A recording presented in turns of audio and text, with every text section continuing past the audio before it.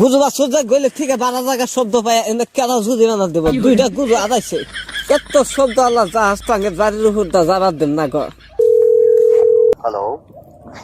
Hello sir নমস্কার। নমস্কার, বলুন। ফোনটা ওই জাহাজের এয়ারপোর্টে নাগে নাই? হ্যাঁ, এয়ারপোর্টে লেগেছে, আপনি বলুন। আচ্ছা ই করা লাগবো তোমাদের জাহাজ চালানো রাস্তাটা আরেকখান দেবা নামছে।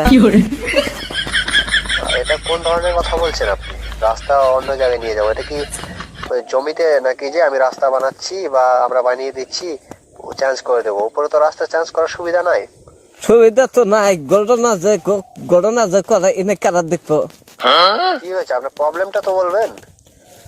পরে বলা বলে তোমার জাহাজে যে ড্রাইভার যে চলে জাহাজে এয়ারপোর্টের হাতে আঙ্গে বাড়ি জাহাজের চলে শিকড় খাইয়া চইরা জাহাজ স্টার্ট আঙ্গে বাড়ির সামান দা যা বাড়ির উপর দা যা এই শিকড় খাই না টেস্কি খালা আঙ্গে বাইতে গতরে নাগে কাপড় নষ্ট জায়গা কেবা করলে তো হবো না।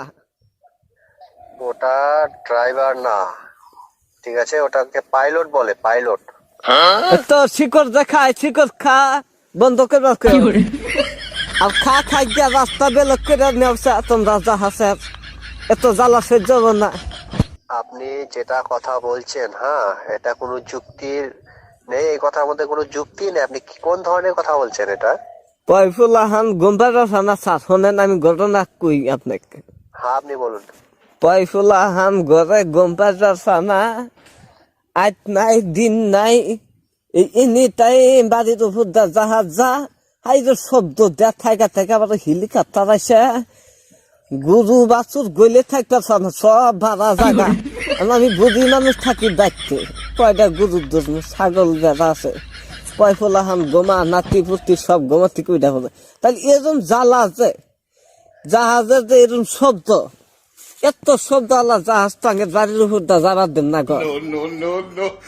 আচ্ছা,